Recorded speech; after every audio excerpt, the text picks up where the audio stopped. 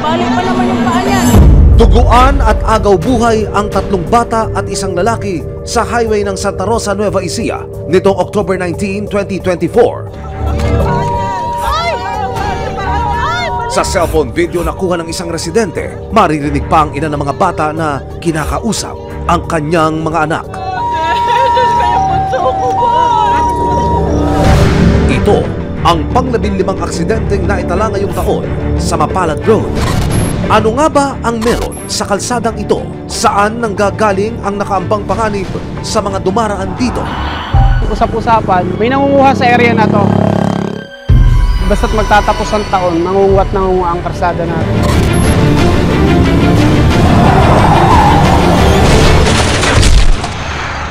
Sa nagdaang mga buwan nitong taon, nasa 15 na ang aksidenteng naitala sa isang bahagi ng kalsada sa Santa Rosa, Nueva Ecija.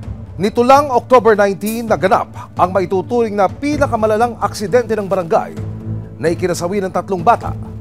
Sino ang mananagot at ano nga ba ang mayroon sa kahabaan ng kalsadang ito? 2, 6 at 10 taong gulang. Ito ang mga edad ng nasawing mga bata sa aksidenteng naganap noong October 19. Ang padre de pamilya naman, kritikal at agaw buhay sa ospital. Kwento ni Myla Santillana. Bandang alas 10 ng gabi nang umuwi sila mula sa pinuntahang Babang Luksa ng kamag-anak. Magandang hapon, kami ho'y nakikiramay sa ngalan ho ng aking mga kasama sa programa. Paano ho ba nangyari noon, ma'am? Medyo malapit na po kami sa bahay namin nung nangyari po yun. Medyo mabagal po yung takbo ko. May nakasalubong po na single yung asawa ko. Nakasakay ang kanyang 4 na anak sa tricycle na minamaneho ng kanyang asawa habang si Myla naman nagmamaneho ng isa pang motor. Malayo po kasi ako dun eh. Bagal po yung pag-drive ko. Tas para po kasing lumilipad yung utak ko nun.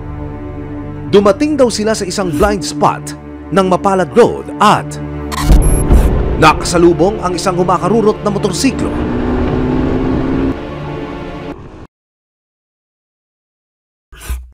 Napatingin na lang po ako nung narinig ko yung pok.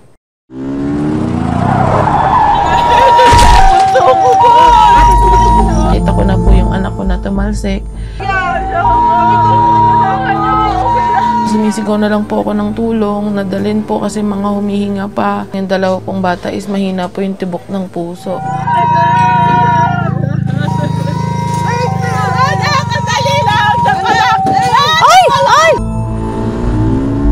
Pamilyang bumabaybay sa Mapalad Road, Nueva Ecija.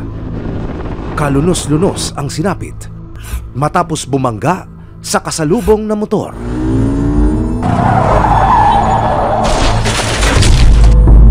Nakakaawa yung mga bata.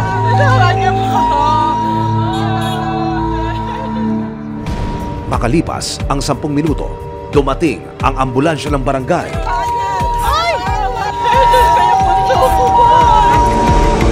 Sa tindi ng salpukan, total wreck ang motorsiklo at yupi-yupi na ang unahang bahagi ng tricycle. Agad na isinugod sa ospital ang 3 anak ni Myla na sina Bunjoy, KL at Mikmik at ang kanyang asawa. Nung tinakbo niyo ho sa ospital, nakakausap niyo pa ho ba yung mga anak ninyo? Sina Bunjoy at Mikmik? Hindi na po talaga, wala na po talaga silang malay.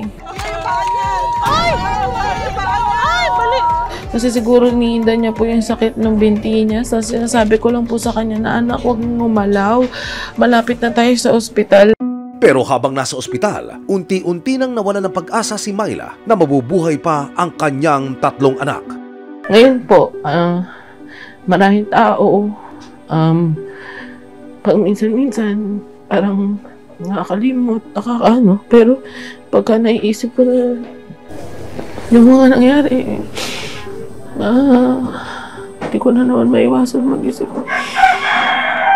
Habang lumilipas, basta hindi ko pa po talaga.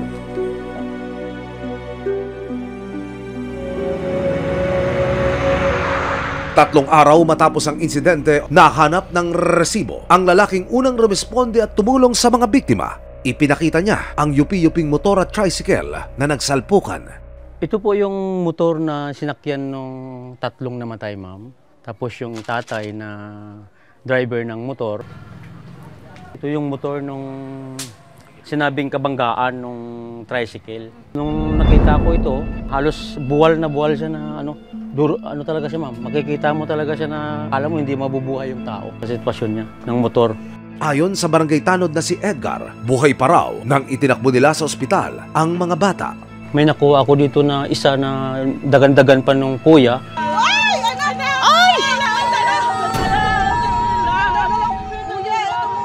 Dito mismo, kinuha ko mismo. Tapos dinala ko doon sa ambulance. Nakahiga na lang sila sa flooring ng ambulance dahil nga wala naman akong pumapasok sa ang nasa isip ko, may save lang sana yung mga bata.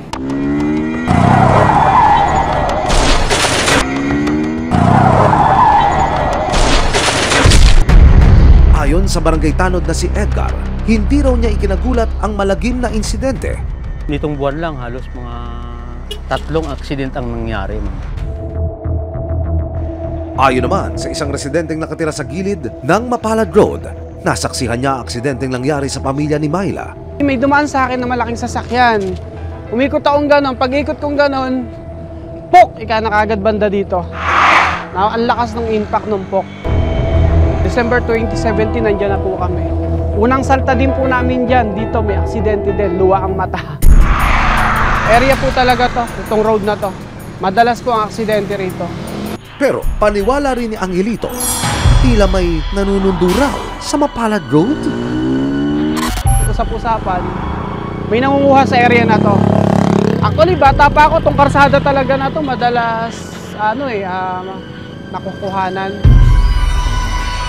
Basta't magtatapos ang taon, nangunguwat ang karsada natin. May na-aksidente, ganun po, na hindi pwedeng walang trahedya.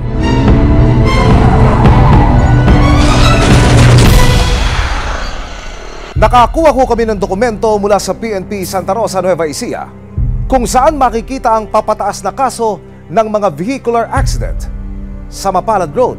Noong 2023, 10 ang naitalang road accident sa lugar at hindi pa man natatapos ang taong ito. 15 kaso na ang nangyaring aksidente sa parehong lugar. Para sa Santa Rosa Police, nakababakala na raw ang dalas ng aksidente sa Mapalad Road. Dahil po siguro to sa madilim po rito part na to, tapos pababa siya. Hindi siya makikita agad, ma'am, kung papunta ron o papunta rito. Medyo blind po kasi, ma'am, doon mataas, tapos pababa po rito.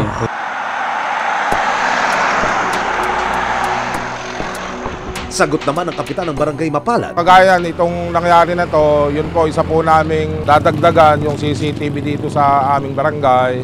Lalo na po dun sa madalas na pinangyayarihan ng aksidente.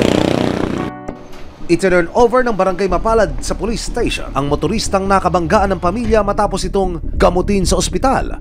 Sa pag-iimbestiga, napag-alaman ng mga pulis na nakainom ang lalaki. Naharap siya sa patong-patong na kaso ng reckless imprudence resulting to damage to property, reckless imprudence resulting to physical injury at homicide. Galing po kasi ako ng trabaho.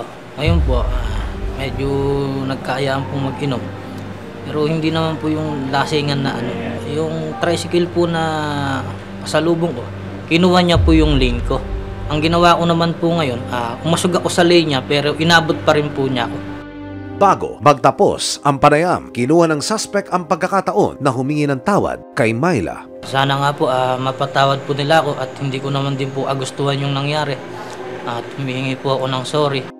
Sinubukan ng resibo na makapanayam ang lokal na pamahalaan ng Santa Rosa, Nueva Ecija. Pangako nila, makikipag-ugnayan sila sa panlalawigang pamahalaan ng Nueva Ecija para gawing mas ligtas ang Mapalad Road. Pagka kasi kalsada ni provincial road, kailangan ipagkikaalaman namin yan sa provincial. Baka mayroon silang mga project dyan, baiwasan natin yung duplication para hindi masaya yung pondo ng gobyerno.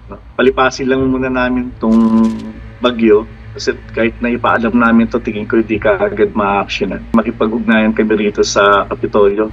Ang tanging hiling ngayon ni Myla, makalabas ng buhay ang kanyang asawa mula sa ospital. Gusto ko po kasi talaga siyang ilaban. Kasi hindi ko po kakayanin kung pati po siya mawawala. Hindi ko po alam kung ano lang gagawin ko kung kami lang ng dalawa ng anak ko. Nahuli man ang naging mitya ng trahedyang sinapit ng pamilya ni Myla, isa itong masaklap na paalala na walang pinipiling oras ang aksidente sa daan. Responsibilidad ng pamahalaan at maging ng mga motorista na pahalagahan ang kaligtasan ng bawat isa at siguraduhin makauuwi ang lahat ng ligtas at buhay sa kani-kanilang mga paroroonan. Maraming salamat sa panonood, mga kapuso. Para masundan ang mga reklamong nasolusyonan ng resibo, mag-subscribe lamang sa GMA Public Affairs YouTube channel